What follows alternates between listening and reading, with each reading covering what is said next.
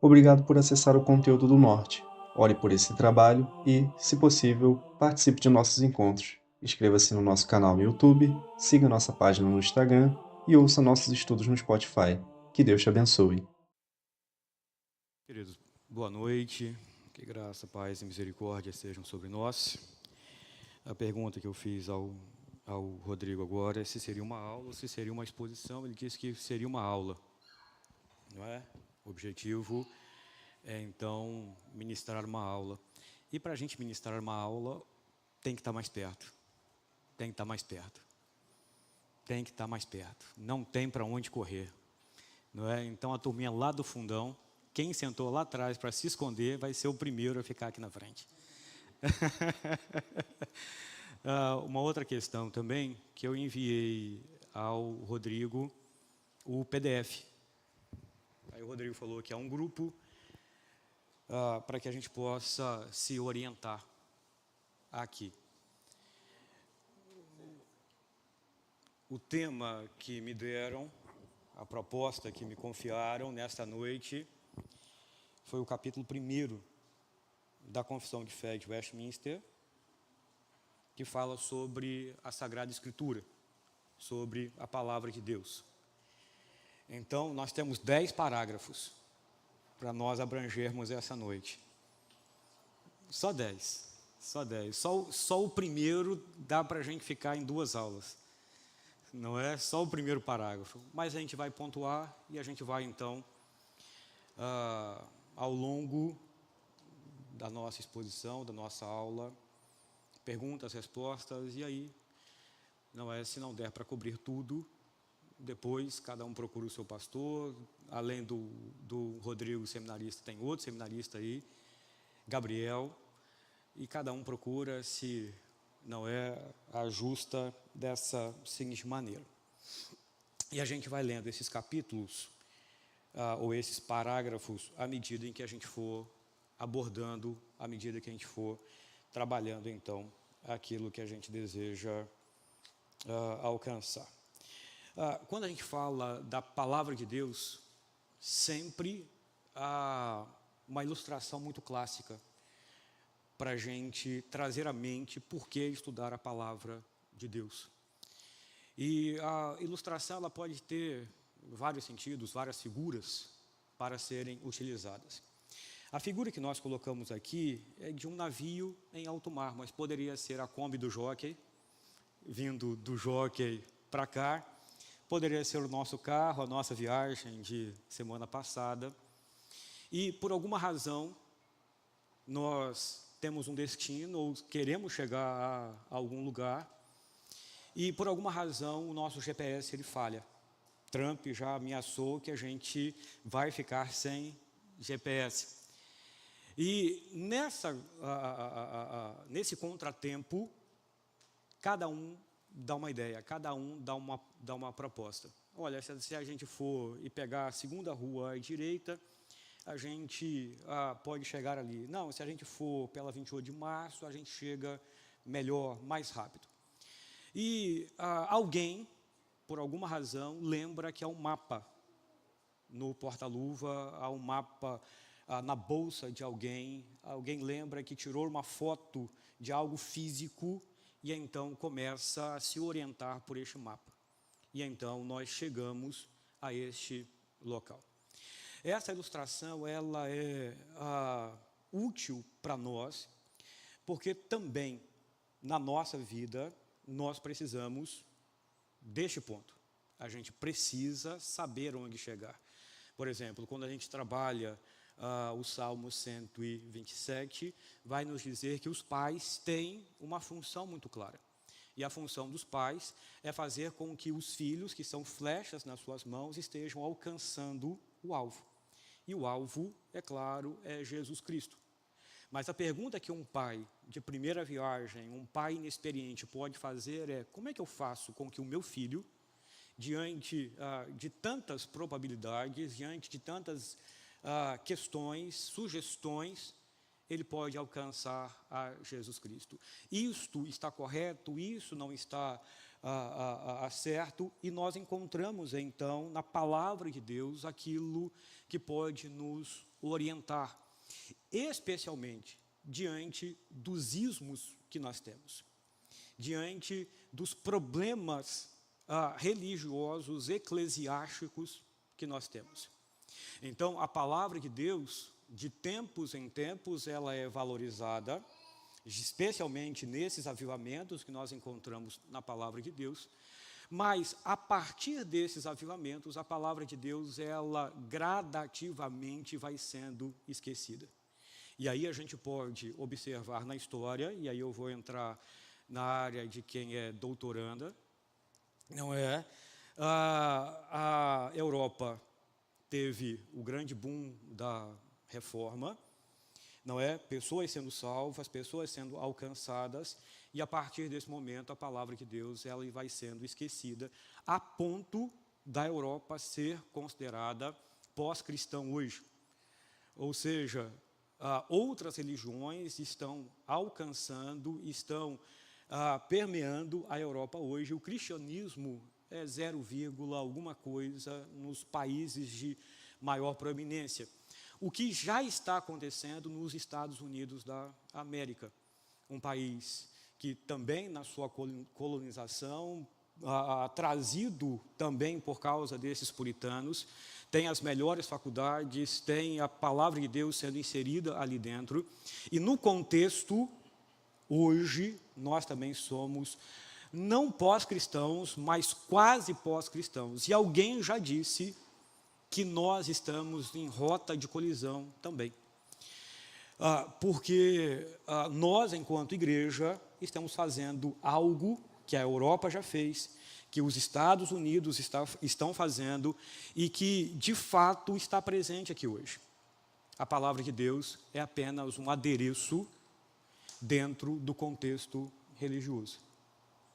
É apenas um livro, um aplicativo que nós levamos, que nós usamos, para que a gente possa, então, dizer que nós somos igreja, que nós somos, então, evangélicos, que nós somos protestantes. Então, a Confissão de Fé de Westminster, no seu capítulo de número 1, ela tem alguns objetivos. E alguns deles são a maneira ou a necessidade da autorrevelação, de tal modo manifestem a bondade, a sabedoria e o poder de Deus, que os homens ficam inexcusáveis. Contudo, não são suficientes para dar aquele conhecimento de Deus e da sua vontade necessário para a salvação. Por isso foi o Senhor servido em diversos tempos e diferentes modos, revelar-se e declarar à sua igreja aquela sua vontade. E depois, para a melhor preservação e propagação da verdade, para o mais seguro estabelecimento e conforto da igreja, contra a corrupção da carne, malícia de Satanás e do mundo, foi igualmente servido fazê-la escrever toda. Isso torna indispensável a Escritura Sagrada, tendo cessado aqueles antigos modos de revelar Deus, a sua vontade ao seu povo. E aí estão os textos que a Assembleia de Westminster colocou para embasar a sua palavra. Quando a gente olha esse primeiro parágrafo da Confissão de Fé, do seu primeiro capítulo, nós podemos, de uma forma bem ampla, bem geral, para a gente não ser pormenorizado, colocar ela em 4 questões. E aqui, nesse primeiro parágrafo, a gente vai perguntar por que há uma necessidade de uma revelação especial, porque Deus, de fato, quis colocar a sua palavra, a sua vontade num livro escrito. Então, a gente vai partir do pressuposto de que, no seu primeiro parágrafo, nas suas primeiras linhas, nós temos que entender algo que nós conhecemos na teologia como revelação geral ou como revelação natural. Se você observar nas suas primeiras linhas desse parágrafo, ele vai dizer: ainda que a luz da natureza, as obras da criação e da providência evidenciem que há um Deus, elas não são necessárias, elas não são suficientes, eficazes, capazes para a salvação do homem. E aqui, quando nós falamos da revelação natural, a gente precisa olhar para 3 pontos específicos. A primeira delas é a criação, a segunda delas é o ato de Deus, ou a providência de Deus, a maneira como Deus trabalha na sua própria criação para sustentá-la, e a consciência do homem, o que está gravado no homem como o homem sendo imagem e semelhança de Deus. Então, para a gente entender essa revelação natural ou geral, eu quero convidar você a abrir a sua Bíblia, o seu aplicativo,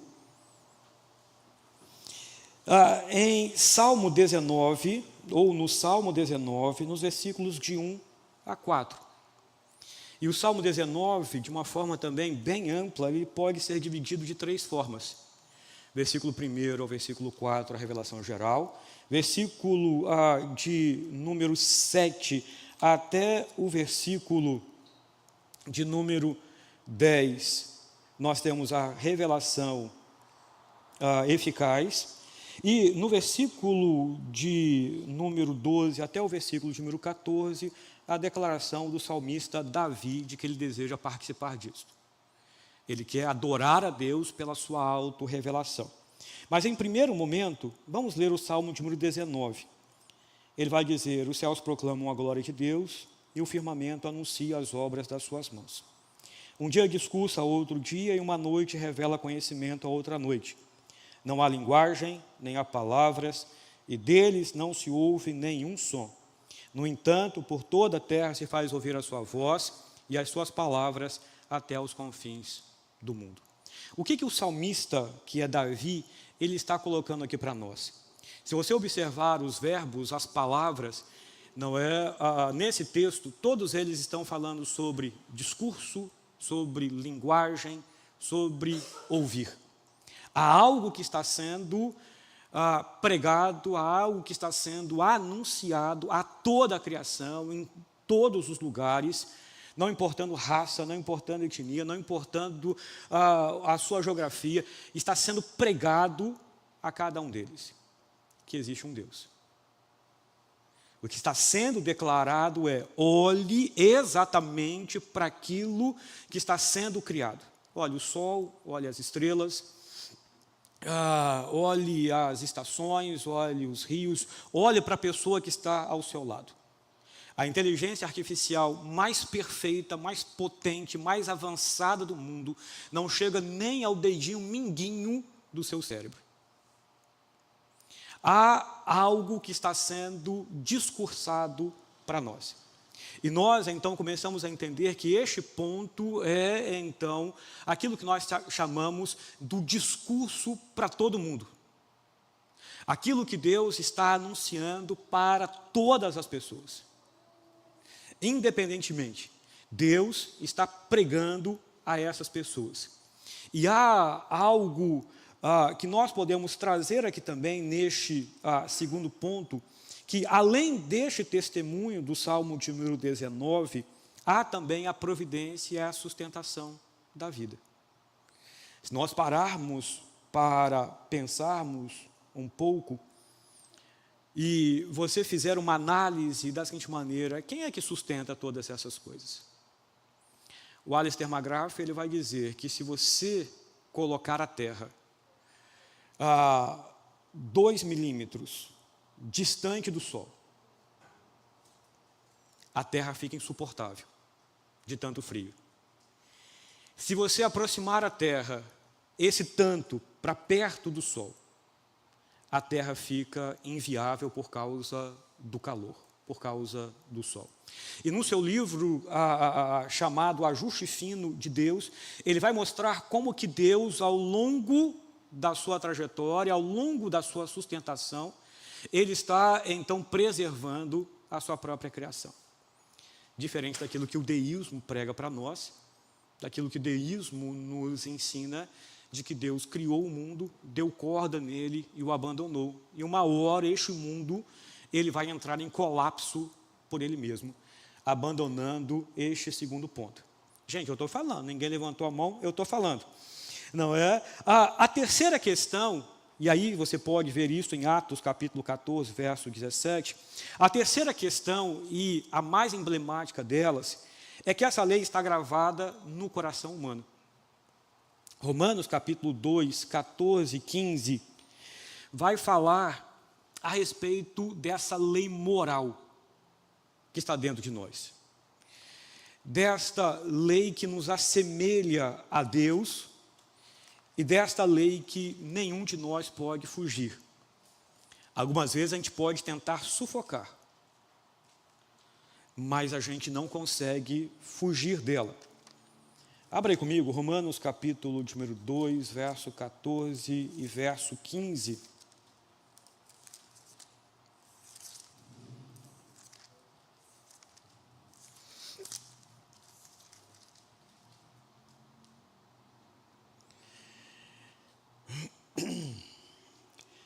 Diz assim: quando, pois, os gentios que não têm lei procedem por natureza de conformidade com a lei, não tendo lei, servem eles de lei para si mesmos.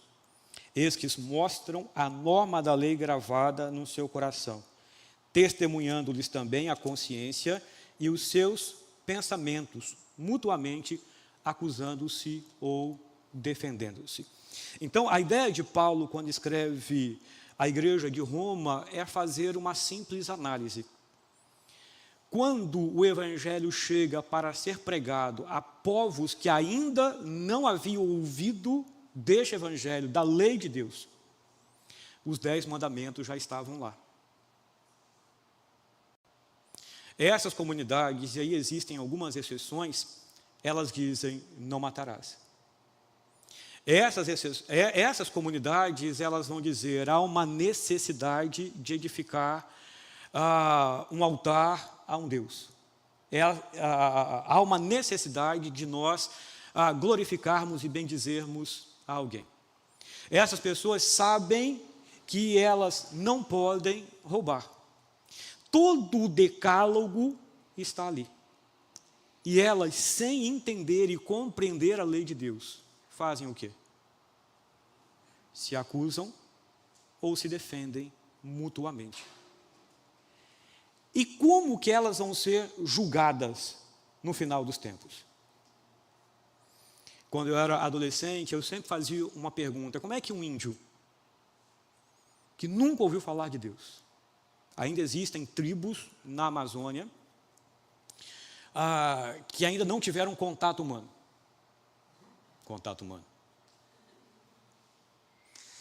que ainda não tiveram contato com aquilo que a gente chama de civilização. Como é que eles vão ser salvos?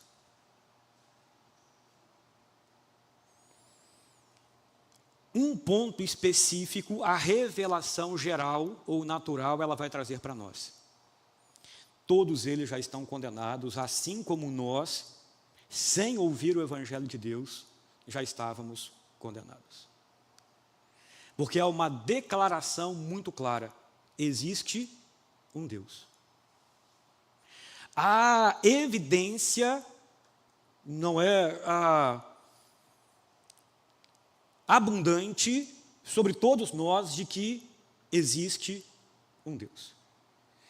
E Paulo, quando vai escrever aos Romanos, no capítulo 1, no verso de número 18, ele vai dizer que essas pessoas, entendendo e conhecendo que há um Deus, elas fazem o que com essa verdade?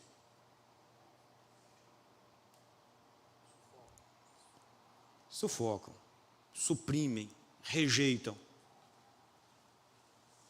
Elas dizem: nós não queremos saber se há um Deus ou não.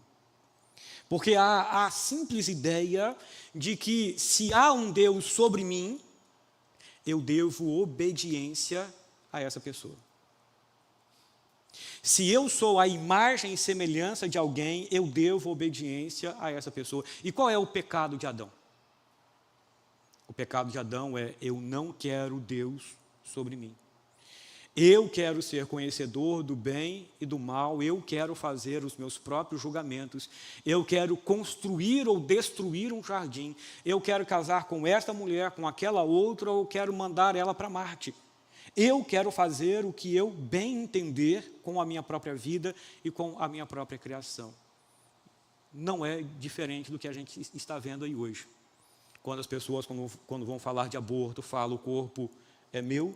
Quando vão falar de homossexualidade, estão dizendo: que não pode haver ninguém que decrete isto ou aquilo, que não pode haver, de fato, quem esteja direcionando os nossos passos. Então, a primeira revelação, ela é muito clara.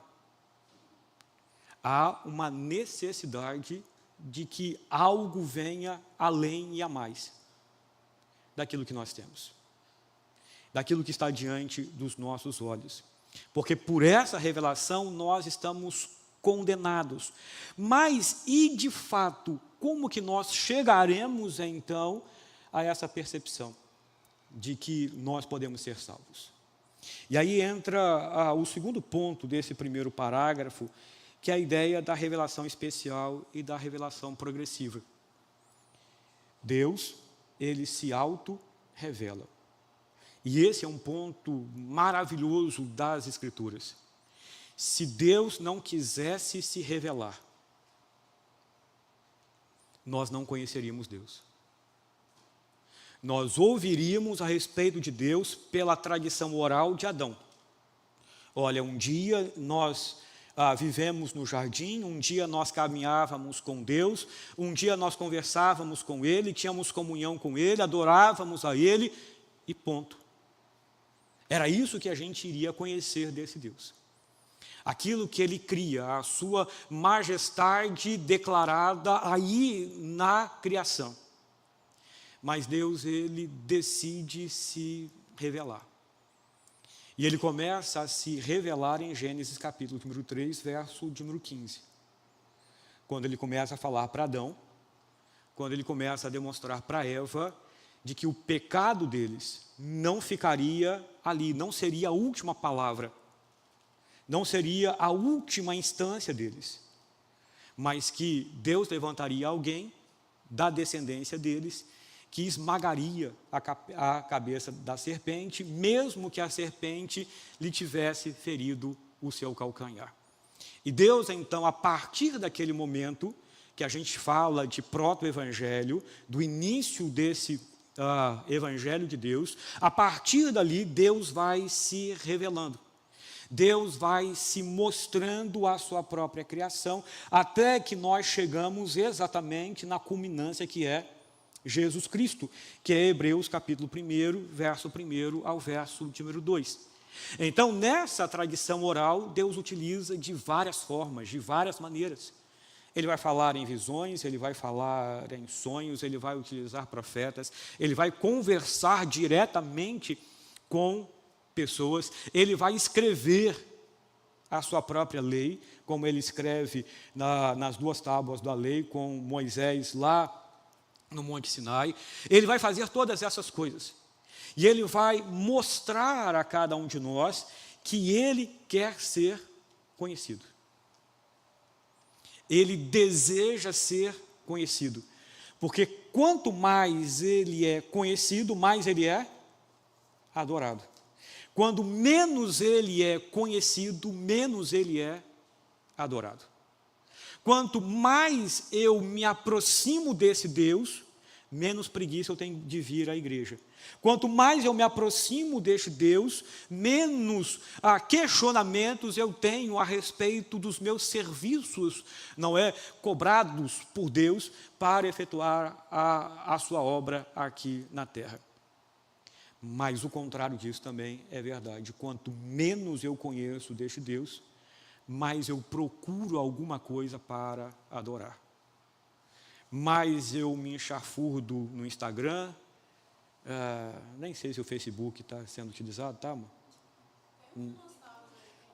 Puxa vida, como é que você chama assim, meu pai de dinossauro?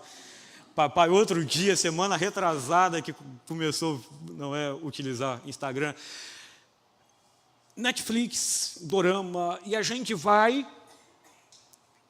Futebol, não sei porquê, olhei para você e lembrei futebol. Nada a ver, né? E a gente vai procurando outras coisas pelas quais a gente precisa adorar. E a gente vai se aprofundando nessas coisas, mergulhando nessas coisas, para ver se a gente encontra uma satisfação. Deus, Ele desde Adão e Eva já está se revelando, progressivamente. o que Adão conhece de Jesus Cristo? Pouco. Pouco. O que ele sabe de Jesus Cristo é que Deus vai levantar um filho do ventre de Eva, da linhagem de Eva, da linhagem santa, que vai esmagar o pecado. E vai levá-los de volta para onde? Para o jardim. No capítulo 3, ele vai saber que é necessário sangue para haver remissão de pecados. E só. De revelação, ele conhece muito pouco. Agora, e nós, enquanto igreja, o que nós conhecemos? Abra lá comigo, Hebreus, capítulo de número 1, versos 1 a 2. Versos 1 e 2.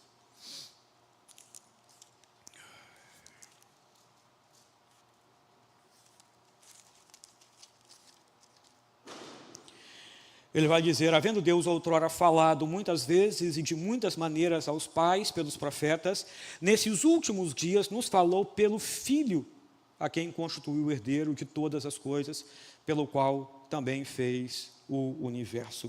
E ele vai, então, a partir do verso de número 3, equiparar Jesus Cristo ao próprio Pai, e ele vai falar que é o esplendor da glória e de todas essas questões. Nós conhecemos a Jesus Cristo, a revelação última e máxima que nós temos.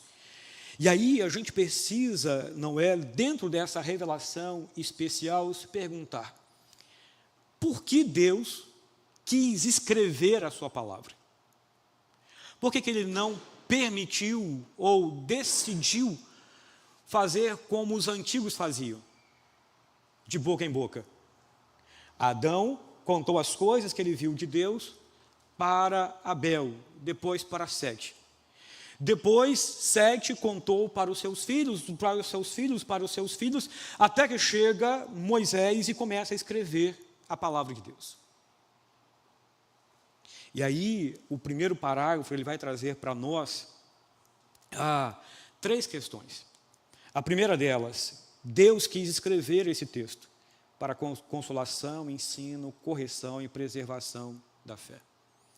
Se você ler, por exemplo, Romanos capítulo 15, verso de número 4, que texto belíssimo. Paulo nos traz, e que revelação maravilhosa é trazida a nós em Romanos capítulo 15, verso de número 4.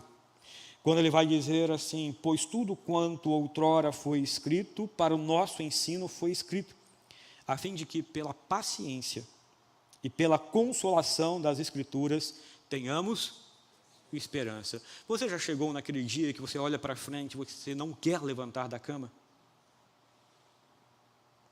Aquele dia em que, sei lá, deu tudo errado. Você lutou, você estudou, você fez o network e o negócio não funcionou. E você fala da seguinte maneira: rapaz, vamos largar esse negócio aí e vamos para frente. Vamos achar uma outra rota, um outro destino.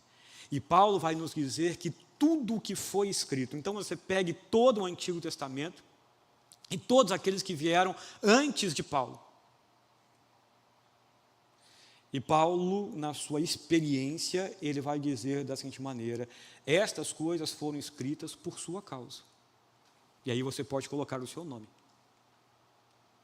A Bíblia, ela foi escrita por várias razões, mas uma delas é por sua causa. Para que nos seus dias de dificuldade, você abra o livro, abra um salmo, não é? Que é o livro devocional nosso. E a partir ali das leituras paralelas, você consegue entender quem você é, a quem você pertence e qual é o seu propósito. A meninada nossa não sabe quem é ou quem são, não sabem aonde se encaixam e não sabem o propósito deles. E é por isso que cada vez menos jovens e adolescentes estão frequentando as nossas igrejas. porque de fato eles não sabem que estas coisas foram escritas para cada um deles. Segundo, para preservação e proteção contra o erro. Se você observar o capítulo 1, lá nas últimas linhas, na página 1, ele vai falar que existem 3 inimigos da verdade. E Efésios, capítulo número 2, vai falar isso para nós. No verso 2 e no verso 3. Ele vai dizer que esses inimigos, que são a corrupção da carne, a malícia de Satanás e do mundo, eles tentam deturpar a palavra de Deus. Então, por exemplo, se hoje as pessoas já questionam a autoridade das Escrituras, sendo elas escritas, imagina aquele tempo, quando a sua avó ouviu do seu bisavô, que ouviu do seu tataravô,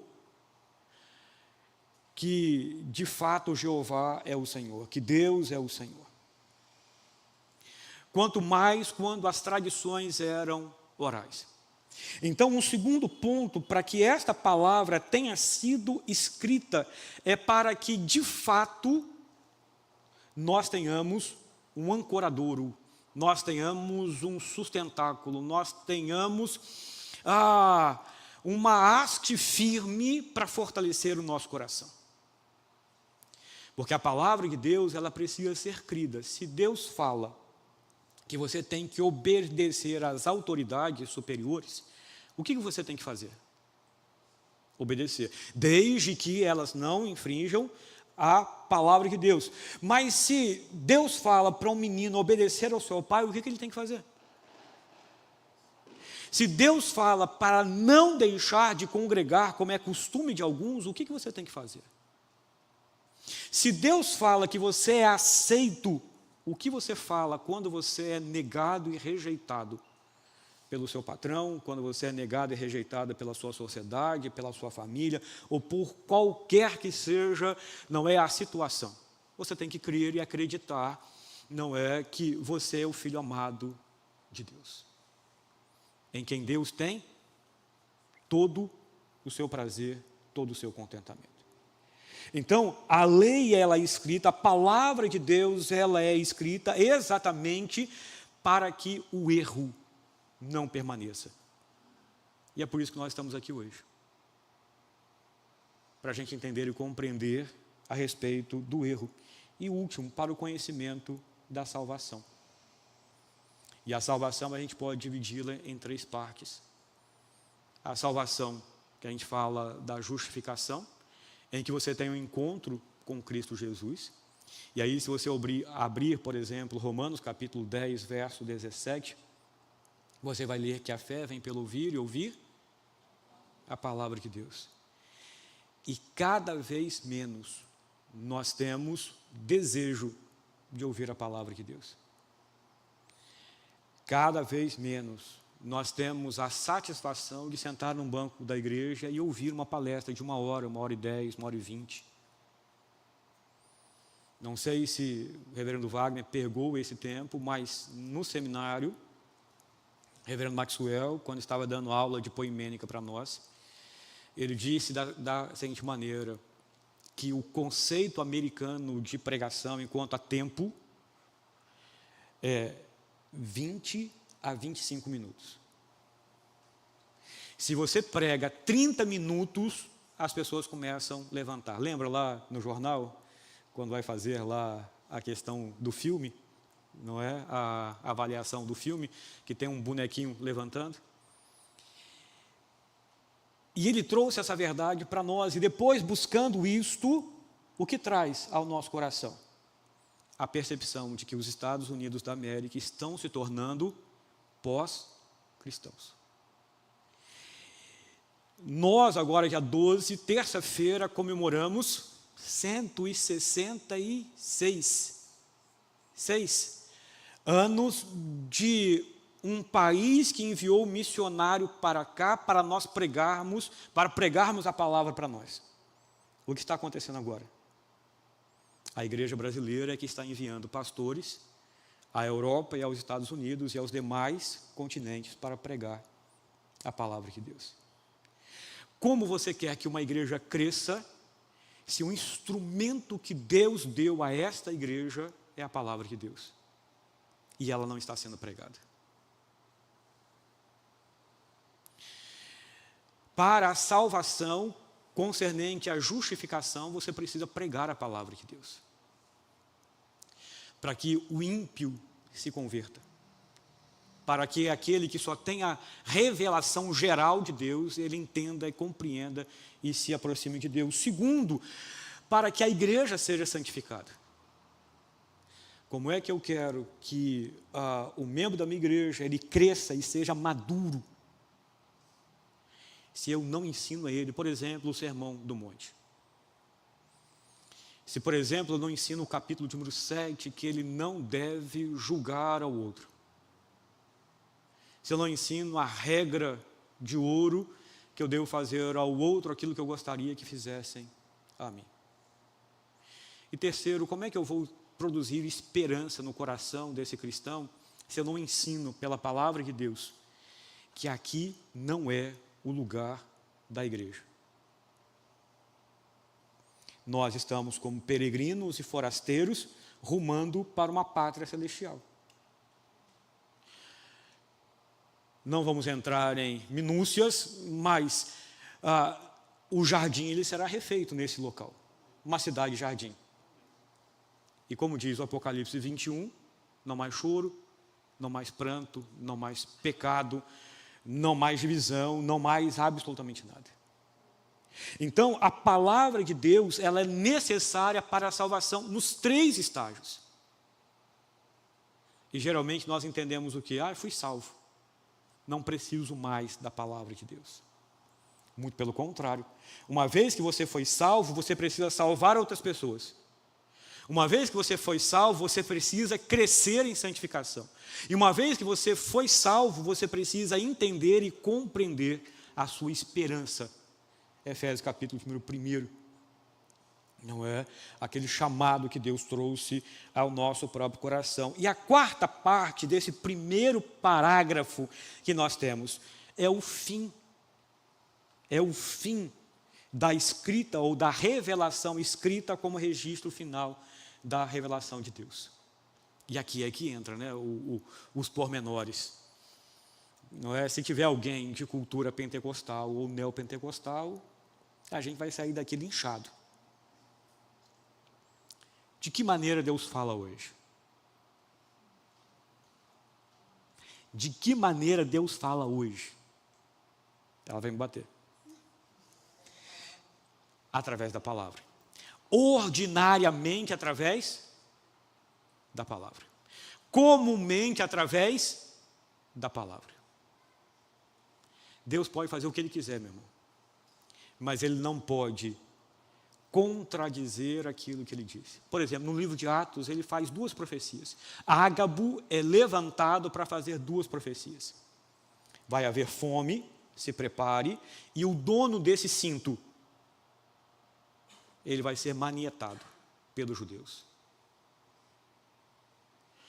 Mas qual é a forma normal de Deus falar ao seu povo? Pela palavra. É por isso que algumas vezes nós falamos, e isso é uma tradição reformada, protestante, de que o ponto auge do culto, o culto é formado de várias partes, mas a parte alta do culto, o clímax do culto, é Deus se revelando ao seu povo. E aí é a hora que dá sede, é a hora que dorme, é a hora que o telefone toca, é a hora que lembra que tem que pagar a conta, não é, na próxima segunda-feira, e por aí vai. Amém? Falei 45 minutos. O que nós fazemos? Paramos nesse primeiro ponto? Então, ok. Temos 5 minutos para perguntas e respostas. Pode? Posso? Alguma pergunta? No caso, por exemplo, o senhor citou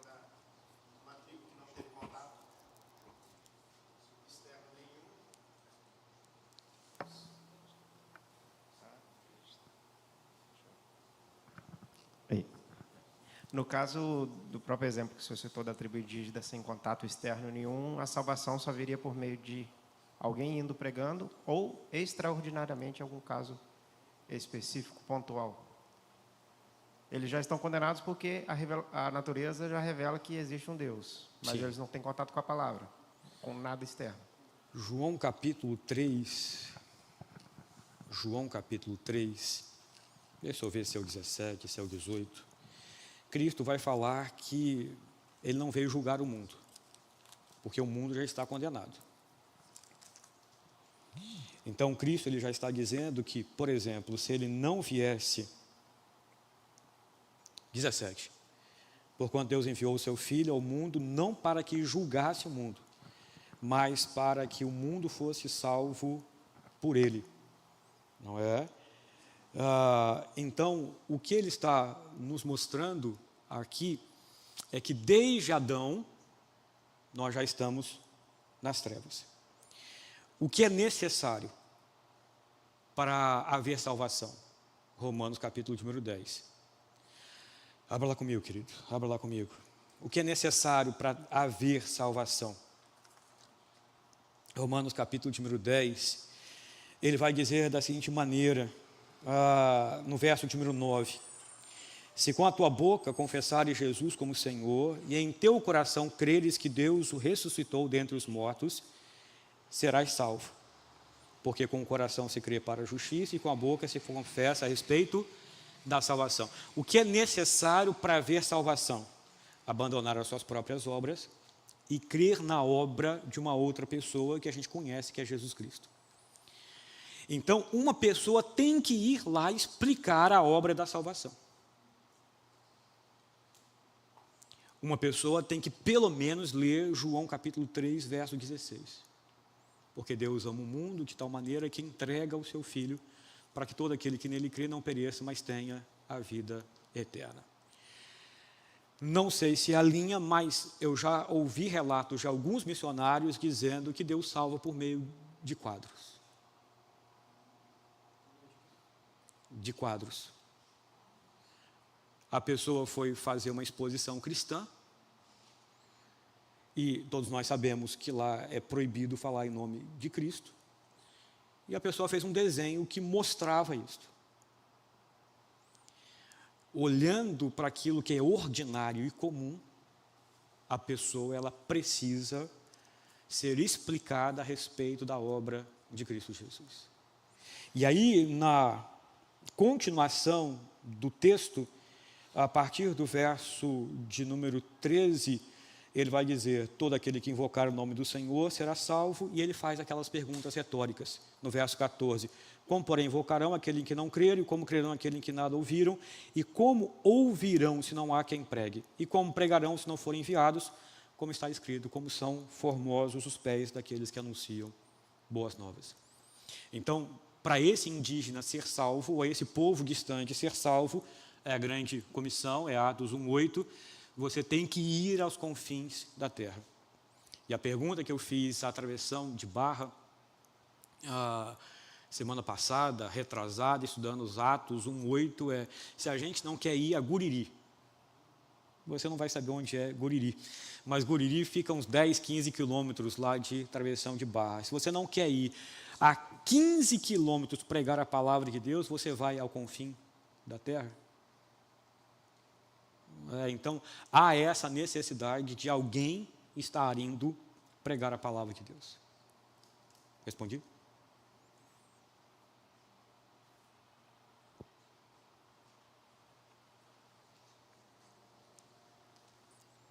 Só não me venham com perguntas. O senhor já conhece o padrão das minhas perguntas.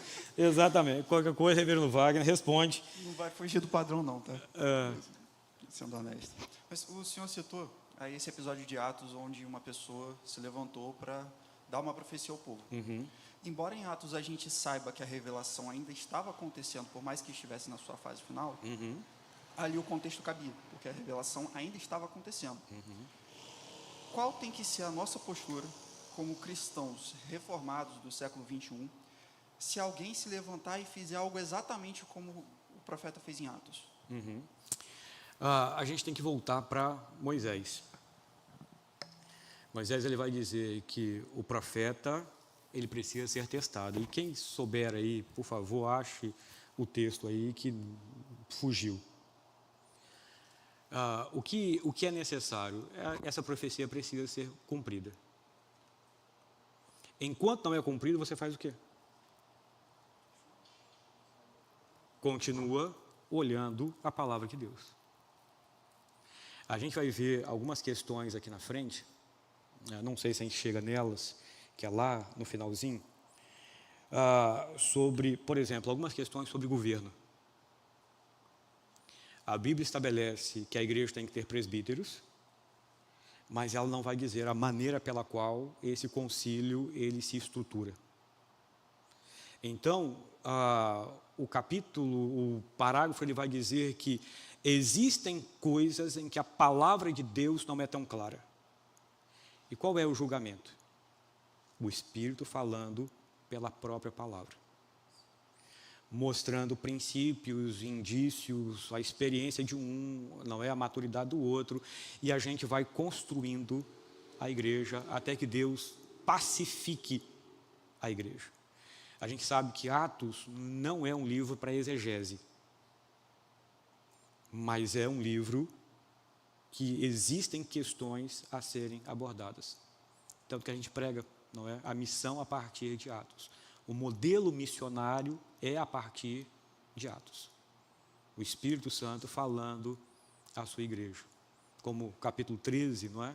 Separa fulano e ciclano para a obra na qual eu preparei para algum deles. Volto a falar. A maneira comum de Deus falar à igreja é pela sua palavra. Pela sua palavra. Queridos, vamos então. Vou tentar ser mais breve, não vou tentar me aprofundar aos pontos. Para a gente dar uma... Se for assim, um capítulo por aula, eu preciso de 10 aulas.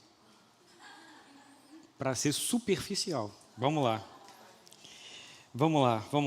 O capítulo 2, perdão. O parágrafo 2, nós vamos tratar sobre a inerrância e a infalibilidade das Escrituras. São os parágrafos 2 e 3 do capítulo 1 da Confissão de Fé de Westminster. A ideia de inerrância é a ideia de que não há erros na Bíblia, e de infalibilidade, de tudo aquilo que Deus falou vai se cumprir. Então a gente relaciona a infalibilidade com as promessas de Deus. Então, se Ele fez promessas à sua igreja, e a maior delas é que Ele vai vir buscar a igreja, então eu tenho que crer que ela é infalível. Ok? E a gente vai se alguém fizer meme do ok, a gente precisa acreditar nisso. Então vamos lá, parágrafo de número 2. Sob o nome de Escritura Sagrada ou Palavra de Deus escrita, incluem-se agora todos os livros do Velho e do Novo Testamento, que são os seguintes, todos dados por inspiração de Deus para serem a regra de fé e prática. Eu vou pular alguns pontos aqui só para a gente andar. 2.1, definição do que é Sagrada Escritura. Sagrado, aquilo que é separado. A composição do cânon bíblico, não adianta, tem que decorar. Tem que decorar. O mais maravilhoso são os profetas menores. Abre lá em Amós, abre lá em Abacuque, aí as folhinhas, chac, na igreja, aí irmãozinho, e a folhinha para um lado e para o outro, e aquela coisa toda. Não adianta, tem que sentar um dia, tem que cantar as músicas lá do Diante do Trono, e tem que aprender esse troço aí. Tem que aprender. Vai falar de uma unidade, de uma diversidade das Escrituras, ou seja, a palavra de Deus é um todo, a gente vai ver isso mais à frente, mesmo sendo para públicos diferentes, e há uma continuidade entre antigo e novo. O antigo aponta para o novo, e o novo é interpretado a partir do antigo. Então, um exemplo clássico nosso, você vai ler Hebreus. Se você não conhece Levítico, você está dentro d'água. Você está dentro d'água, porque você não vai entender absolutamente nada. Você vai ler Mateus, e você não sabe das profecias do Messias descritas no Pentateuco, você também está dentro d'água. Ok? Vamos lá, e aí que a gente entra no ponto mais nevrálgico desse negócio. 2.3, a inspiração divina como critério de inclusão. E a gente tem dois textos que a gente precisa decorar esse texto. Grifa aí na sua Bíblia, 2 de Pedro, capítulo 1, verso 21. Bíblia foi feita para ser escrita, tá bom, queridos? Bíblia é um livro sagrado que trata desse texto, não é da autorrevelação de Deus, mas a Bíblia tem que ser anotada. Se você não está anotando a sua Bíblia, tem algum problema, você não está estudando ela. 1 de Pedro, falei primeiro, queridos? Segunda de Pedro, capítulo 1, verso de número 21. Porque nunca, jamais, qualquer profecia foi dada por vontade humana. Entretanto, homens santos falaram da parte de Deus, movidos pelo Espírito Santo. Então, nesse parágrafo 2º, aquilo que nos chama mais atenção é exatamente a ideia da inspiração de Deus para tornar esta palavra a nossa regra de fé e prática, para tornar ela suficiente para toda a salvação. Então, essa ideia da inspiração, a gente vai parar um pouquinho para a gente dar uma olhada nela. E quando a gente fala de inspiração na Bíblia, a gente tem um montaréu, mas as duas principais são a inspiração verbal e a plenária, e alguns vão colocar a orgânica. A inspiração verbal é que a palavra que Deus está escrevendo ali através do escritor bíblico é uma palavra escolhida. Então, quando a gente pega Gênesis 3,15, vai falar do teu descendente, não dos teus descendentes. Por que no singular e não no plural? É uma ideia clara. Se você fala no plural, qualquer um poderia ser o Messias. Mas quando ele fala do descendente, a ideia é qual? Vai vir uma pessoa específica que é Jesus Cristo. E essa pessoa vai ser a bendita de todas as famílias. E a segunda ideia é a ideia de revelação ou de inspiração plenária. A palavra plenária tem ideia de pleno ou de total. E vai nos dizer que, embora a Bíblia, ela escrita nos seus originais, ela tenha a palavra, e por isso que nós somos histórico-gramaticais, é por isso que quando o pastor Wagner, perdão, irmão, eu esqueci o nome. Gilmar. Quando Gilberto, não rima. Gabriel, sabia que era com G. E eu sou terrível, gente, eu sou terrível com o nome. O Gabriel e o Rodrigo, ou qualquer outro pregador, ele senta para estudar o texto, a primeira coisa que ele faz é o quê? Calvino dizia, se você não lê o texto 50 vezes, você não pode pregá-lo. E se você pelo menos não pegar os verbos ali e olhar no original, você não está autorizado a pregar esse texto. Para entender o que a palavra está dizendo, dentro daquele contexto que ele está dizendo, e o que essa palavra, dentro do contexto, do seu período, ele está dizendo a respeito do que ele quer dizer para aquela geração, para aquela revelação específica e o que ele está dizendo para nós hoje. Então, a ideia aqui é que cada palavra, sendo inspirada por Deus, no original, ela produz uma ideia de todo. A Bíblia, ela não se contradiz. É essa a ideia que nós temos que ter em mente. Quando fui pastorear a minha primeira igreja, ou a primeira igreja que Deus me enviou para pastorear, havia um senhor lá que ele vivia me fazendo uma pergunta. Parece até que ele leu Karl Barth. A Bíblia, ela é a palavra de Deus ou ela contém a palavra de Deus?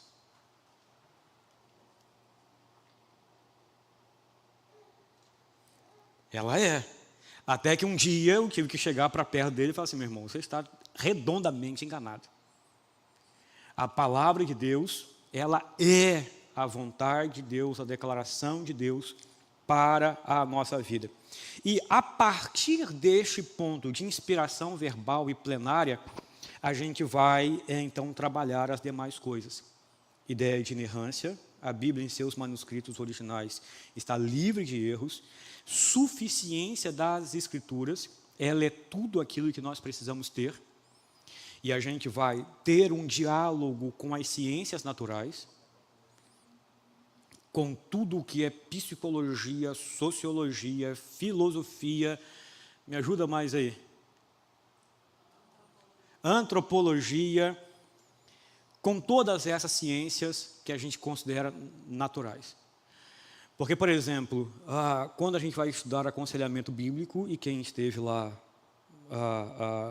na teologia básica, a pergunta é: um cristão é capaz de aconselhar outro cristão?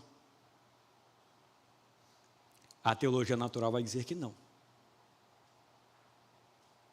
Mas a Bíblia vai dizer que sim. Se essa pessoa ela for treinada e capacitada para essa questão a partir da palavra de Deus. Porque há um contraste entre até onde a palavra da teologia natural penetra e até onde a palavra revelada de Deus penetra. E aí Hebreus vai nos dizer que a palavra de Deus, ela é a espada, não é? Ela é cortante. Ela é mais cortante do que uma espada de 2 gumes e divide aquilo que é indivisível. Então, a nossa luta hoje com a palavra de Deus não é com inerrância e muito menos com autoridade, num termo menor, mas é com suficiência dessas escrituras. Esse parágrafo ainda de número 2 vai nos falar a respeito, parágrafo 3, vai falar a respeito dos livros apócrifos ou não inspirados. Que foram alguns livros que a igreja romana insere a sua própria palavra. Ela introduz esses livros na sua canonicidade. Século XVI, Ravela, ou século XVII, que ela termina o cânon. Aí você me derruba. Não é filmado assim, não é? Mas há um último concílio em que ela reafirma isso, dizendo que esses livros também são 1600 e quê? 16, 1600 e 1500 e alguma coisa. Então ela vai falar, olha, esses aí são deuterocanônicos, ou seja, são os segundos livros que nós inserimos a palavra de Deus. Por que esses livros são considerados apócrifos na palavra de Deus? Há uma razão muito clara. Porque eles estão ausentes de inspiração divina, inconsistência doutrinária e falta de reconhecimento histórico. E aí, na sua apostila, ou no seu PDF, eu coloquei a parte onde o autor, aos Macabeus, ele vai pedir desculpas. E essa aí é a mais fácil da gente entender. Os outros, tem que haver um estudo e aquela coisa toda, das línguas originais. Mas este ponto aqui é o ponto mais alto. Ele vai dizer, se foi bem, e como convinha a história, também era o que eu queria. Se imperfeitamente e mediocremente foi o melhor que eu pude fazer. Pois assim como é prejudicial beber sempre vinho puro ou sempre água, mais agradável misturar um com o outro, assim também é agradável compor a narração de maneira variada. Ou seja, como é que ele pode dizer que ele está escrevendo um livro autoritativo, se de fato ele coloca imperfeição e mediocridade naquilo que ele pôde fazer. Então, a reforma, ela olha para essa questão, os reformadores olham para essas questões e dizem: esses livros não podem compor.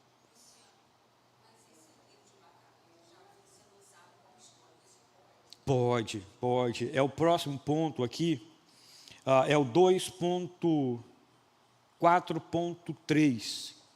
Os apócrifos podem ser lidos como literatura histórica ou moral, mas não têm autoridade doutrinária. Então, por exemplo, historicamente e até mesmo biblicamente, a gente não tem nada nos 400 anos, que a gente chama do período interbíblico, que é Malaquias e depois João Batista. A gente fica 400 anos perdido em silêncio. Então, esses livros compõem. Mostra a moralidade do povo, se eles estavam perto ou distantes de Deus, mostram a maneira pelas quais eles cultuavam a Deus, se o templo continua de pé, se eles estão utilizando mais as sinagogas, e essas coisas todas. Historicamente, ok. Mas se eu vou pegar um livro de história, e aí você me corrija, o livro de história é uma percepção do historiador. Embora hajam relatos que vão amarrar isso com outras questões. Mas a ideia, por exemplo, quando eu aprendi história, o Brasil ele foi descoberto. Não sei se isso já foi corrigido, não é? Já foi corrigido. Mas eu aprendi na escola que o Brasil foi descoberto em 1500. Acertei, né? Gente, é muito ruim falar de história com uma professora de história no plenário.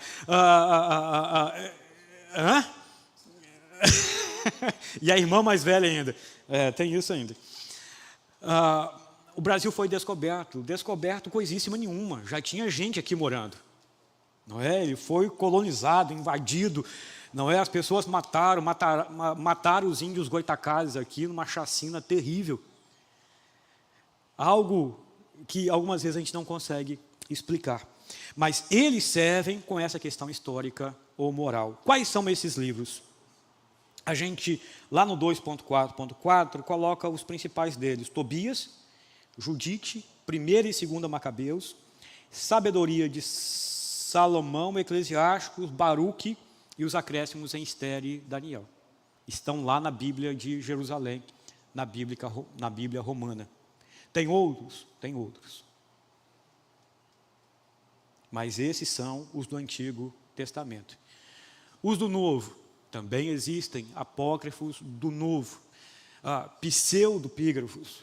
Todos eles estão ali inseridos, mas que não servem para absolutamente nada, além daquilo que é história, daquilo que é moral, daquilo que é percepção.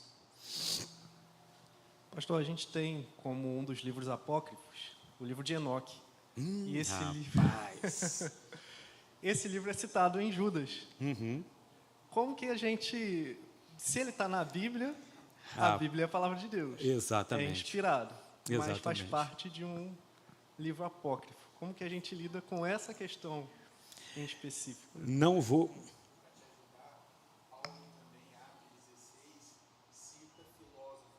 Uhum. Sim. Que pergunta. Eu entendi. Rapaz, só bomba, meu irmão. O que a gente pode trabalhar é a ideia de que alguns deles foram escritos por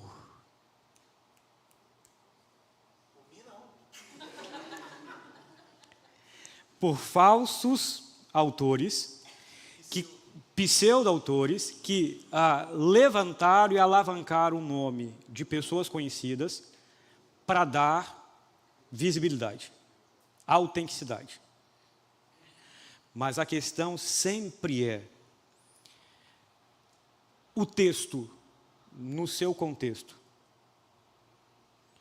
Ele é, a partir do todo, ele contribui para o todo. Então, a maioria desses livros, eles não trazem coisas ou assuntos que podem ser reverberados em outros livros. Então, por exemplo, tem um parágrafo aqui à frente que vai dizer que a melhor regra de interpretação de um texto é o próprio texto, ou um texto paralelo. Então, por exemplo, você pega Enoque, você pega Judique, você pega Macabeus, você pega Eclesiástico, você pega Baruque, você pega os acréscimos de Daniel e de Esther. Eles não têm paralelos em nenhum lugar. Então, o princípio para ser apócrifo ou pseudo-apócrifo é exatamente esse. O primeiro princípio. Eles não têm paralelos em outros. Embora algumas coisas sejam coerentes e algumas coisas sejam até mesmo realísticas. Mas o todo, ele não é validado e autêntico pela própria palavra de Deus. Ok? Respondi?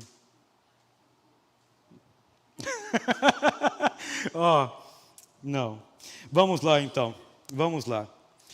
O terceiro ponto aqui fala sobre a autoridade das Escrituras. Parágrafo 4º e parágrafo 5º do capítulo de número 1. E aí... estou sem relógio. Não, está aqui. E aí, para a gente ganhar um pouco de tempo, a pergunta sobre a autoridade bíblica é: por que eu devo crer na palavra de Deus? Pegando o gancho aqui do Rodrigo, por que eu não devo crer nos escritos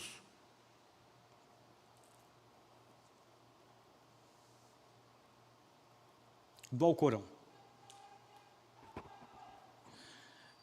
Por que eu não devo crer nos escritos de Allan Kardec, de Ellen White? Por que eu não devo crer na tradição oral dos indígenas? Por que eu não devo crer... me ajuda aí, gente.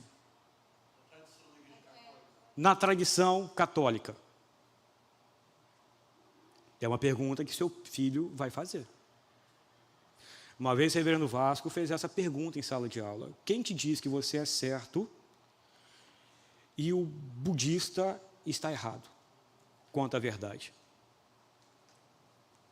Quem te diz que você é a verdade e ele não é a verdade? E a gente precisa responder a essa pergunta diante de uma sociedade cada vez mais múltipla, cada vez mais plural. E aqui ele vai responder a essa questão de duas formas. Primeiro, a Bíblia deve ser crida e obedecida porque é a palavra de Deus. E aí você tem, por exemplo, dois textos. Vamos abrir lá, 1 Tessalonicenses capítulo 2, verso 13.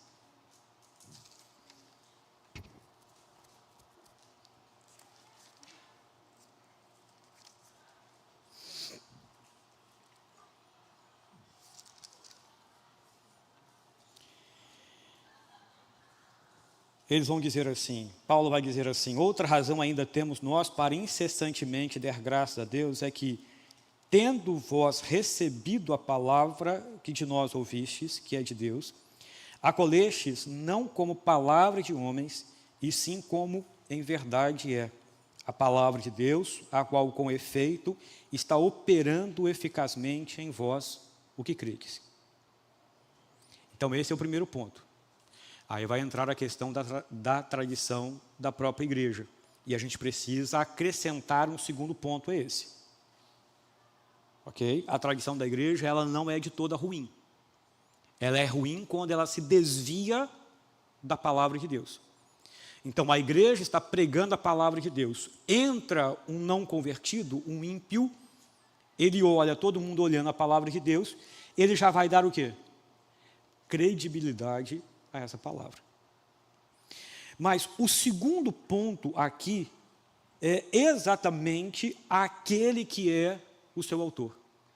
E aí a gente vai para João capítulo 14, verso número 6, que nós sabemos de cor. Eu sou o caminho, a verdade e a vida. Não uma verdade. Todas as outras, elas se intitulam como uma verdade a mais. O cristianismo, ele é singular nisso. E algumas vezes nós somos chamados de intolerantes por causa disso. Porque nós não dialogamos com a verdade do outro. A gente busca entender a verdade do outro, mas para trazer a verdade do outro, a verdade de Deus, para a gente então conversar com ele. E o terceiro ponto aqui, e o segundo ponto aqui, é que a autoridade não depende de homens ou instituições religiosas. Mas o segundo ponto que eu quero trabalhar está no parágrafo 5, que é a ideia da confirmação interna do Espírito Santo de Deus. O que vai trabalhar, o que vai ser trazido, o que vai diferenciar o testemunho da igreja daquilo que Paulo está falando em 1 aos Tessalonicenses, no capítulo 2, no verso de número 13. O que torna isso verdade para a minha vida? E aí ele vai dizer que é a ideia da atuação do Santo Espírito na nossa vida. Se você abrir aí a sua Bíblia em João capítulo 16, verso de número 8, quando Cristo está prometendo o outro Consolador, ele vai dizer que virá o outro Consolador e ele vos convencerá do pecado, da justiça e do juízo. E ele afirmará essa palavra no nosso coração. A igreja tem o seu testemunho. Mas quem é que faz essa igreja crer de fato nessa palavra? É a ação interna do Espírito Santo de Deus. É por isso que em Atos capítulo 6, no verso de número 4, há um binômio que a igreja precisa entender, especialmente os pregadores, nós pregadores. Que quando há a questão do problema lá das viúvas que estão sendo esquecidas, as viúvas helenistas, na distribuição diária, Pedro, ele, no verso de número 4, apresenta isso. Olha, nós vamos nos consagrar à oração e à pregação da palavra de Deus. Por que o pregador, por que a igreja, o professor de escola bíblica dominical, ele precisa orar antes de pregar? Porque senão ele se apoia na sua própria oratória. Porque senão ele se apoia naquilo que ele sabe, naquilo que ele vai fazer. Então, quando a gente percebe isso aqui no ponto de número 2, a confirmação interna do Espírito Santo de Deus, isso é uma verdade para a igreja presbiteriana do Brasil. Hernandes, Augusto, a turma aí toda, esses cabeções aí, eles falam isso, nós somos uma cabeça iluminada, mas um coração frio. E para provar isto, eles utilizam, me dê o número de pessoas numa reunião de oração de uma igreja presbiteriana. Me dê o número de tempo ou a quantidade de horas em que um pastor passa orando no seu gabinete. E aí eu vou me lembrar de Conceição, uma congregação dessa primeira igreja que eu fui pastorear, e eu fui citar, eu acho que Lutero, e eu falei assim, não, Lutero passava 4 horas, não é, orando, e era uma igrejinha pequenininha, os 2 bancos, a gente mal passava no meio, e uma irmãzinha lá atrás de coque virou e falou assim, é muito fácil o senhor falar isso. E eu ouvi, né? Ouvi não, li a ideia lá, labial dela.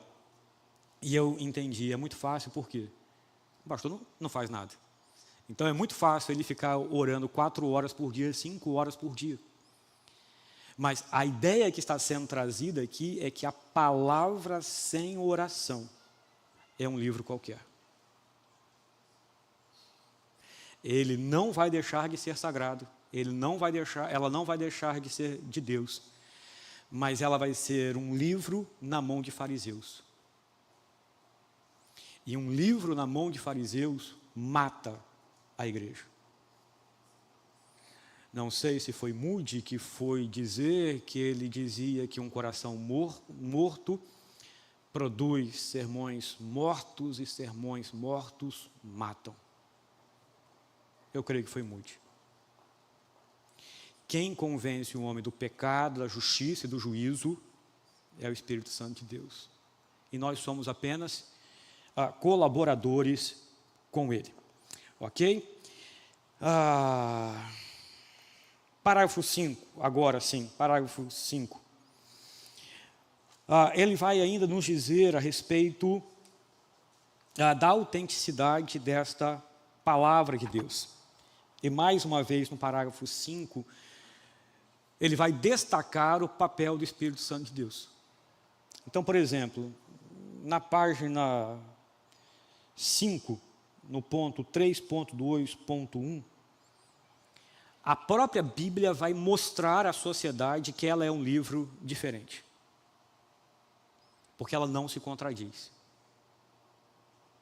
Pelo seu estilo literário. E por entender que pessoas separadas por milênios, elas falam da mesma coisa. Elas escrevem sobre o mesmo tema, que é a glória de Deus, através de Jesus Cristo, para salvar um povo. Mas, ainda no parágrafo de número 5, ele vai falar que esta percepção de autoridade vem internamente pelo Santo Espírito de Deus. A palavra de Deus precisa ser permeada pelo Santo Espírito de Deus.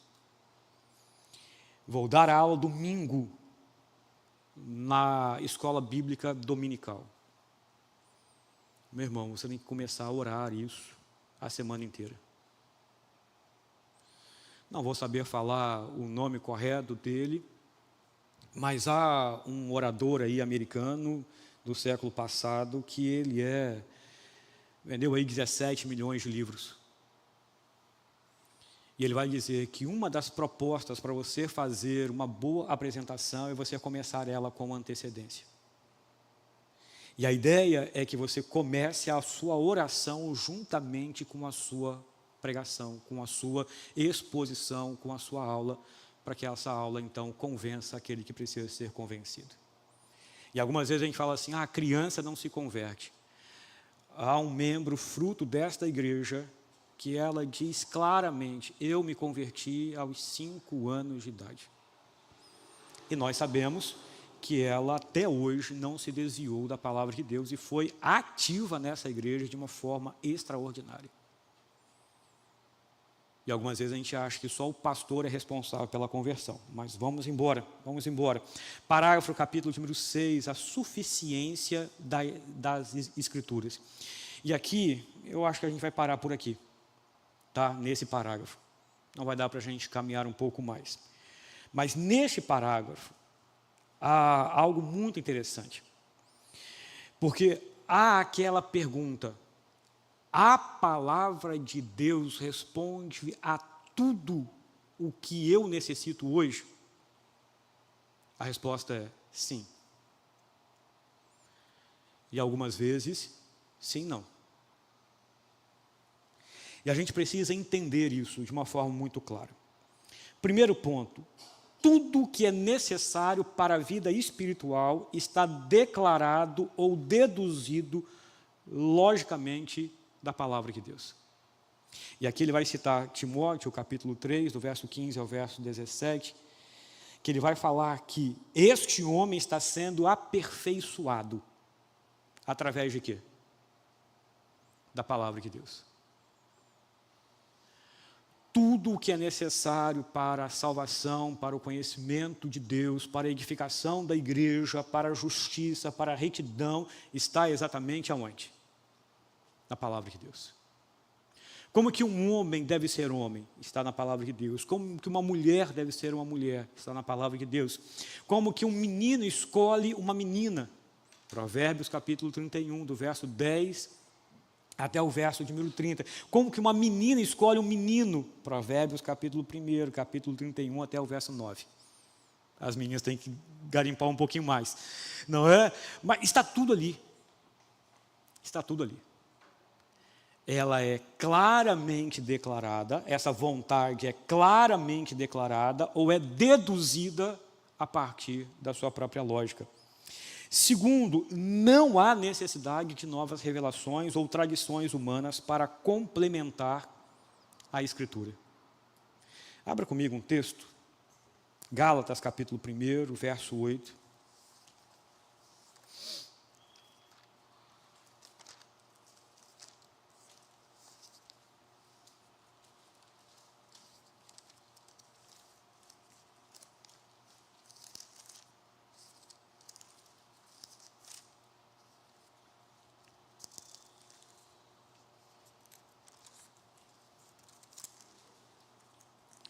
Mas ainda que nós, ou mesmo um anjo vindo do céu, vos pregue evangelho que vá além do que vos temos pregado, seja anátema.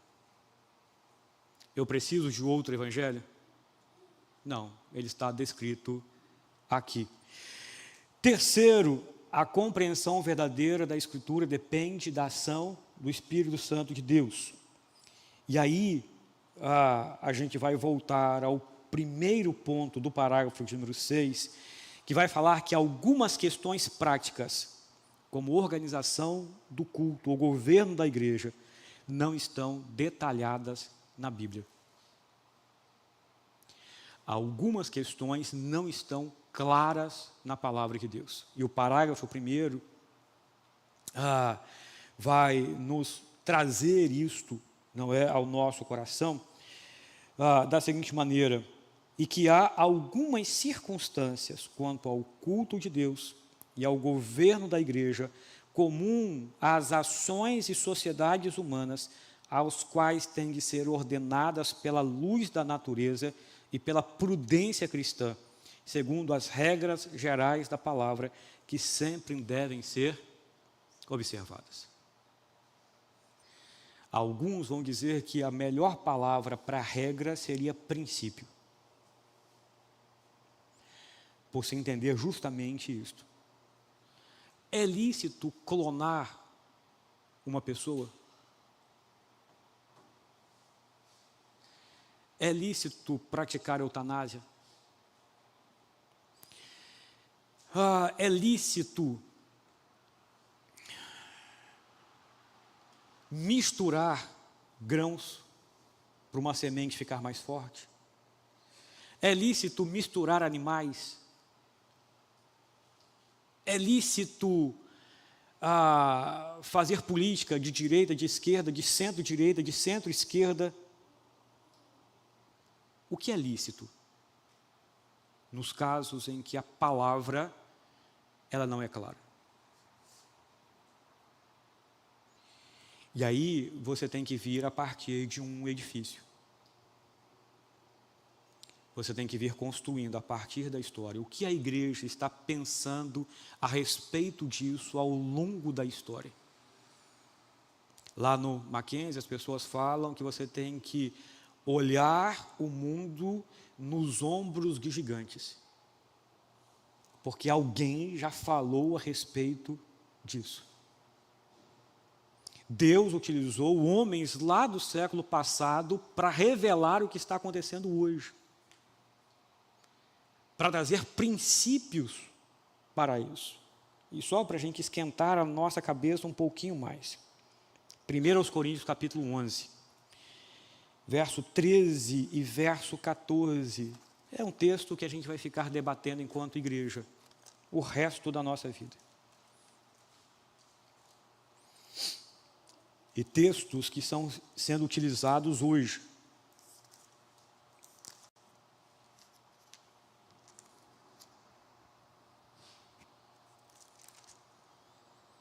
Julgai entre vós mesmos, é próprio que a mulher ore a Deus sem trazer o véu? Ou não vos ensina a própria natureza a ser desonroso para o homem usar cabelo comprido? Meu Deus, não tem ninguém de cabelo curto aqui. É uma questão de cultura, de época, ou é um mandamento? Então, deixa eu apimentar um pouco mais. Ronara e Ravela vão lembrar dele, Alcedir, missionário Alcedir, lá do Amazonas. Continua vindo aqui? Não. Ele disse da seguinte maneira: Asaf foi visitar mulheres ribeirinhas. E chegaram lá, não é? E elas ficaram constrangidas. Por quê, gente? Não usam roupa. Imagina, Rian tocando violão. Ô Senhor, adorador sem face. Tiveram a brilhante ideia. Vamos levar blusas, roupas para essas mulheres. Chegaram lá, distribuíram as roupas, aquela coisa toda. No próximo culto, o que acontece? As mulheres estão de roupa, mas na região dos seios há um furo, e os seios estão para fora. E a mulherada não entendeu nada. Pastor, o que está acontecendo? E ele disse: mulheres que usam roupas ou que cobrem os seios são as prostitutas. Mulher direita aqui anda à vontade. São questões em que a gente precisa debater. E essas questões, elas vão sendo construídas através, não é, do testemunho, da prudência, não é, à luz da própria natureza e dos princípios bíblicos gerais como estão descritos aí. Ok? Queridos, 10 para as 10. 10 para as 10. Não é? Falta o 7, o 8, o 9 e o 10. Perguntas? Perguntas menos doloridas, como a de Rian, como a de Rodrigo, como... Oi, boa noite, boa noite. Boa noite. Primeiramente, desculpa que eu estou pensando na pergunta há um tempão, guardando. Perguntar, não esquece. Não esquece, na hora tem que lembrar. Deus me ajude. Amém. Então, eu tenho ultimamente eu tenho entrado muito dentro do conceito de apologética, ou seja, eu tenho muitas e inúmeras perguntas, mas eu não vou fazer. Eu queria focar só em duas, se você me permitir, eu posso fazer duas perguntas. Sim. Porque tem a ver um pouco com o que foi falado. Eu queria uma que tem a ver com o capítulo anterior, que você chegou até a falar sobre a questão do que Deus, hoje em dia, ele se revela naturalmente mais pela palavra e não, por exemplo, por algo... Ele pode, mas não é o que mais acontece, tipo algo majestoso, uma mágica, ou sei lá, diante dos nossos olhos, assim, como sobrenatural. Certo. Sendo que, por exemplo, no capítulo 16, versículo 17 e 18 de Marcos, tem a frase que Jesus diz aos discípulos. Eu posso, qualquer coisa, sim, ler?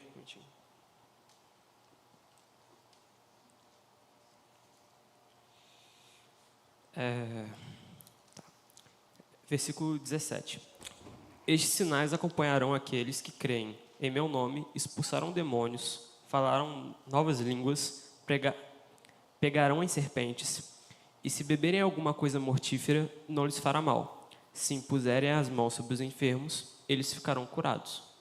De um modo como se nós, a partir de Jesus Cristo, temos esse poder pela fé também em realizar este tipo de ação. E assim a gente vê na internet, enfim, no dia a dia, pessoas revelam: não, cara, eu estava com sei lá, a perna quebrada, oraram por mim, eu fui curado. Pá. Então eu queria perguntar sobre essa questão de que você disse, que o natural seria isso, de não se revelar dessa forma, mas sim de modo só pela palavra, um modo mais seco, assim, mas não tão sobrenatural, sendo que a palavra, nessa parte, diria no caso contrário, como se o sobrenatural fosse presente muito possível na nossa geração. Sim. E a outra, eu não sei se você prefere que eu já pergunte. Não, tá. Então, vamos lá. Marcos capítulo 16, a última parte, ela não é considerada como um texto inspirado. Essa última parte de Marcos capítulo 16, ela é considerada biblicamente como algo que não está disposto na palavra de Deus, nos melhores manuscritos. Você tem comparativos, todos eles aqui aconteceram com Paulo. Ele expele demônios, ele foi picado por uma víbora que ele solta na própria fogueira. Provavelmente tentaram envenená-lo.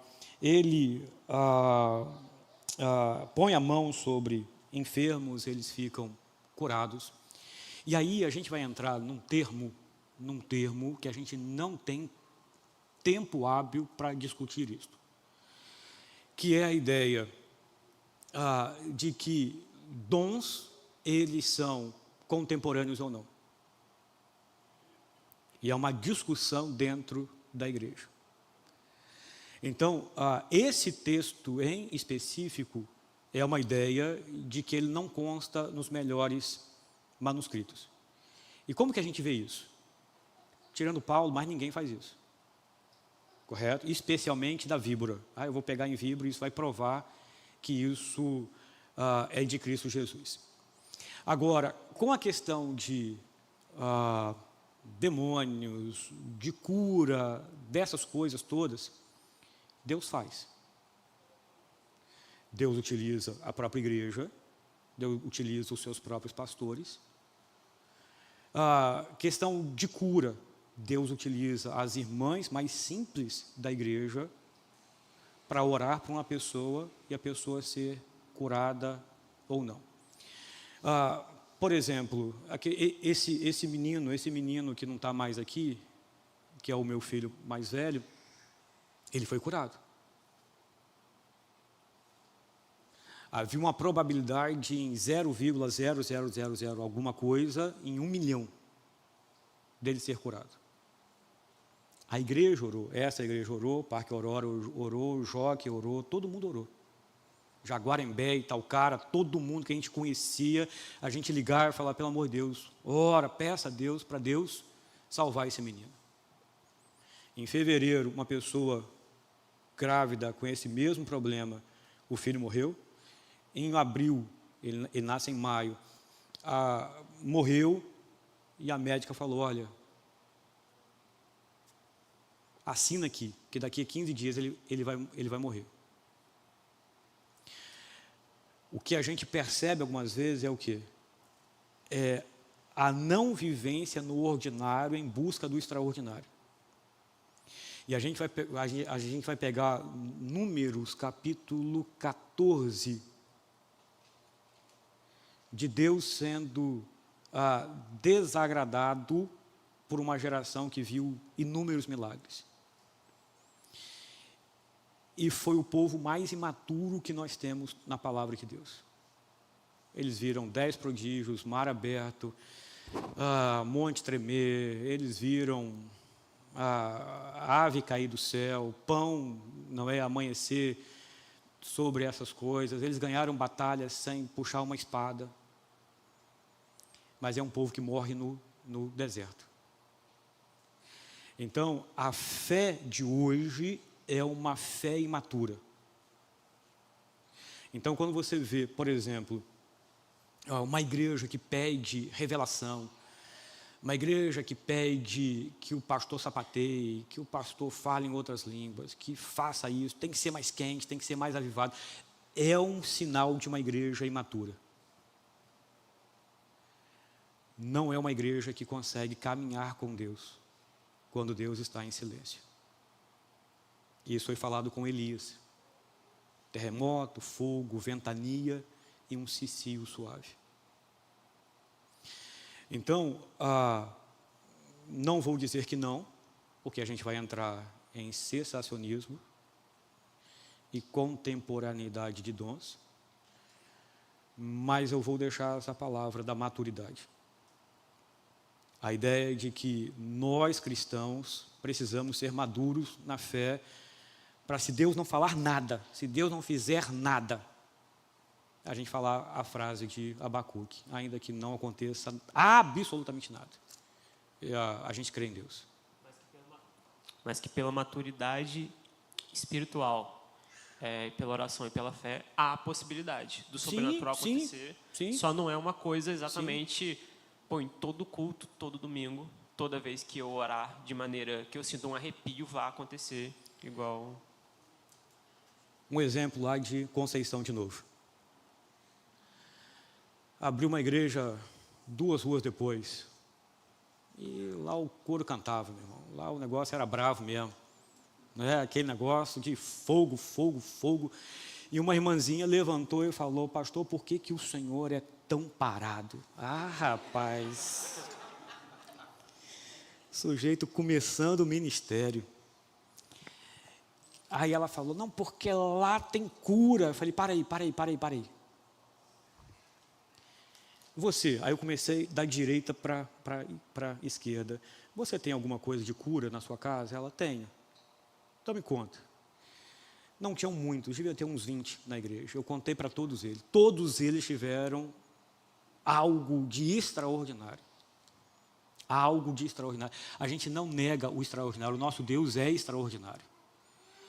Mas o crente que vai à igreja buscar o extraordinário e não o relacionamento com Deus, o amor a Deus, o serviço a Deus, se entregar a Deus, ele precisa entender um pouco mais como funciona a rotina de Deus, o comum de Deus. Não sou contra, não estou dizendo que não é, mas estou dizendo que o rotineiro e o ordinário é a leitura da palavra, é a exposição da palavra, são cânticos, hinos espirituais, orações e comunhão. Cabe numa mão. Mas o povo não quer isso. O povo não quer isso. O povo não quer entender Deus. A autorrevelação de Deus, quem Deus é. O povo quer poder. A segunda pergunta? Segunda pergunta, desculpa, gente, não quero ocupar muito tempo, não. Não vamos sair meia-noite, não. Mas a segunda pergunta, acabou que você falou uma coisa que despertou mais ainda essa segunda pergunta, que é sobre o que você disse da inerrância bíblica, que a Bíblia não comete erros e não tem contradições, sendo que, por exemplo, nem eu sabia disso, mas você falou e vai acabar servindo como argumento, sendo que o livro de Marcos, capítulo 16, versículo 17 e 18, que temos na Bíblia, não é inspirado. Sim. E é uma coisa que está na nossa Bíblia, está na nossa mão, está no nosso dia a dia, está na nossa palavra de cada dia. Eu ia usar como exemplo também a história da prostituta que iam apedrejá-la e Jesus falou a famosa frase: que joga a primeira pedra quem nunca pecou. Sendo que esse versículo, que se não me engano Mateus, né? João 8. João 8. Mas que, por exemplo, na Septuaginta não tem. E as pessoas olham e veem como se isso tivesse sido colocado ali. E, por exemplo, sobre também 1 Pedro e 2 Pedro, as estruturas, os 2 livros são dados a Pedro, sendo que as estruturas de linguagem de cada um são muito diferentes, dando a entender que aquilo não poderia ter sido escrito pela mesma pessoa. Sim. Então, como que uma Bíblia, como que a palavra de Deus seria inerrante, seria inequívoca, sendo que tem essas questões que Perfeito. não tem sentido tecnicamente, ou que como que Deus permite que seja algum escriba acrescente um texto na palavra dele ao longo do tempo? Nós temos na interpretação bíblica a ideia de alta crítica e baixa crítica. A alta crítica, ela vai trazer ao nosso coração exatamente essa pergunta, não é? existem partes de livros que não correspondem a outros livros, que não correspondem ao seu autor. Então entra Deuteronômio, isso entra Jeremias, entra o final de Crônicas, o final de Esdras, entra Neemias. Tem um bendito chamado Johansen Wellhausen, que ele desaprovou a Bíblia toda. E é interessante notar que, quando eles levantam esses argumentos, Deus levanta outros homens para provar exatamente o quê? O contrário. Não é? Então, a gente sabe que Deuteronômio, o finalzinho ali, outra pessoa escreveu, o término. Moisés já tinha morrido. Moisés já tinha sido abduzido por Deus, né? Entre aspas. Quanto a essas questões de passagens bíblicas, como é que nós montamos uma Bíblia? Para cada trecho desse, você tem 200 pedaços de papel rasgados, alguns muito mal conservados, e existem comissões e mais comissões que vão lendo este texto, aquele outro texto, aquele outro texto. Uns foram achados na caverna do Mar Morto, outros foram achados em outros lugares, e eles vão juntando essas partes. As Bíblias modernas, a minha aqui não está assim. Mas, por exemplo, João capítulo de número 5, que é o cidadão lá no tanque, elas vêm agora em colchetes.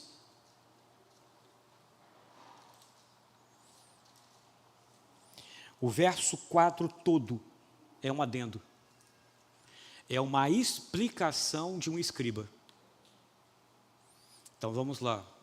Gutenberg inventa a imprensa. Antes dele era como? O Mackenzie tem uma Bíblia copiada à mão. Nos 500 anos da Reforma, eles pegaram um livro lá e cada um copiou um capítulo, uma maçaroca desse tamanho. E a pergunta é, não há erros nas traduções? Não há, por exemplo, num estudo pastoral, quando a gente não é estudar o texto e a gente vê a tradução, não há erros?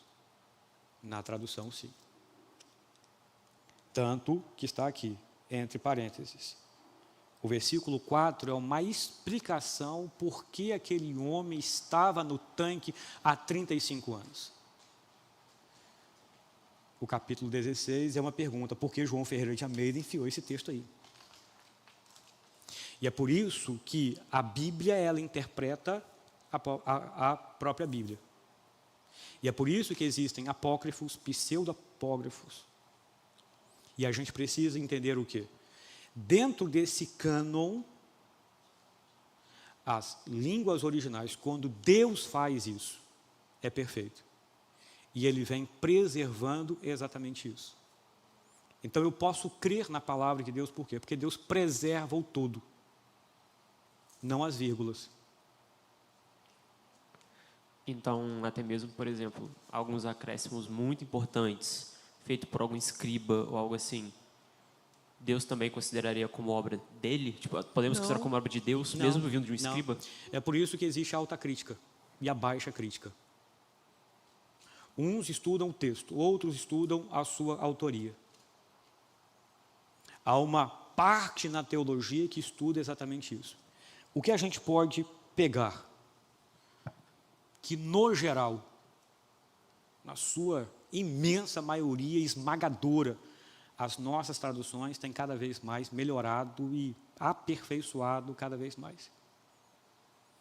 A minha tradução de hoje era totalmente diferente da tradução de 1930. Totalmente. Muito mais confiável hoje. Por quê? Porque até o próprio cientificismo, ele vai ajudando a gente.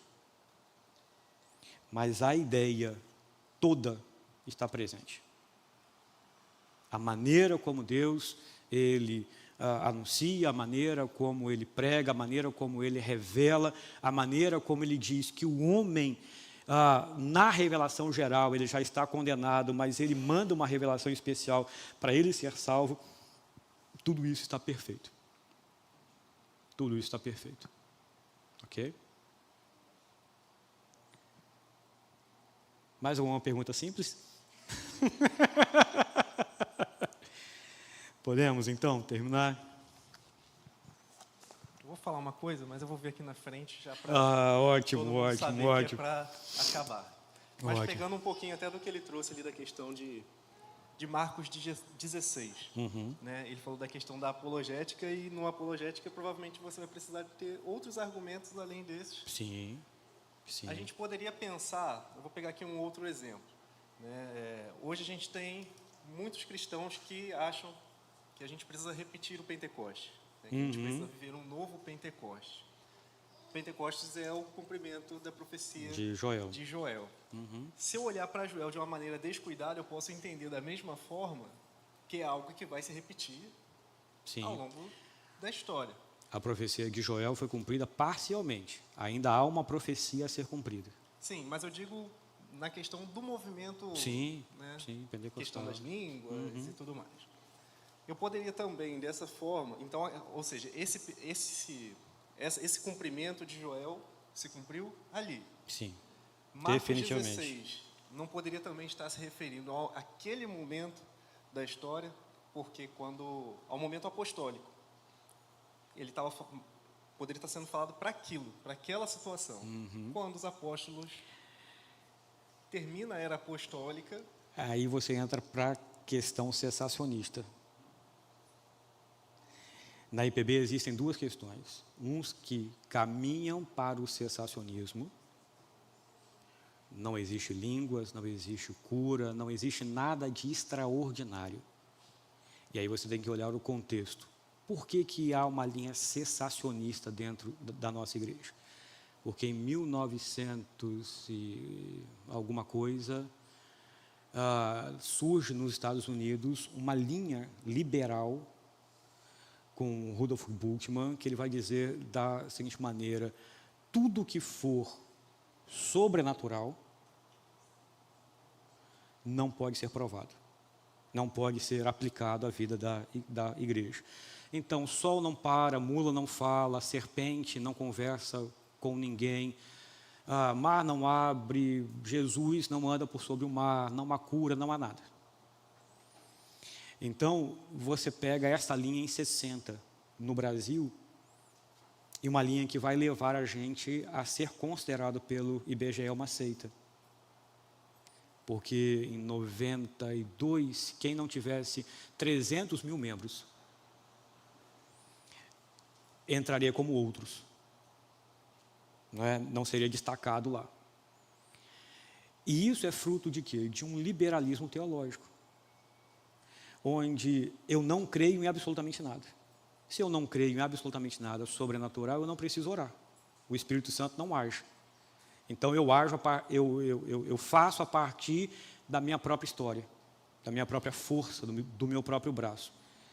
Então, se eu pego essa ideia de que Marcos 16 se cumpre em Atos, e Atos, ele para ali, ele estanca ali, eu desrespeito a própria estrutura de Atos, que não tem um fim. Atos 28, ele não tem um fim. Que nos diz o quê? Que a igreja continua a escrever Atos 29.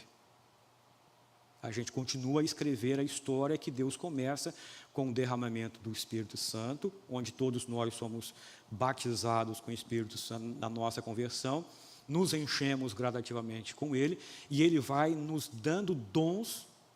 Isso está gravando, moço? Não é? E Deus vai nos dando dons gradativos de acordo com o que a igreja precisa. Então, nas 3 igrejas onde eu estou hoje, nas 4, o que nós estamos pedindo? Deus mande presbíteros. É o básico. Eu preciso de 2 presbíteros e pelo menos 2 diáconos. É o básico. Daqui a pouco eu vou pedir o quê? Deus, mande um seminarista. Não é? Daqui a pouco eu vou falar que Deus mande um ministro de louvor. Deus, daqui a pouco, mande alguém que tenha socorro, alguém que... É mais correto olhar e dizer, Atos 16 tem problemas textuais. É mais correto ser sincero. E aí a gente esbarra no que você disse. Ah, mas não é todo. Mas é todo dentro do contexto do todo. Dentro da ideia de Gênesis capítulo 3, versículo 15, até Apocalipse capítulo 21. Em que a nossa história ela é linear, começa em Jesus Cristo e vai terminar com a redenção em Jesus Cristo.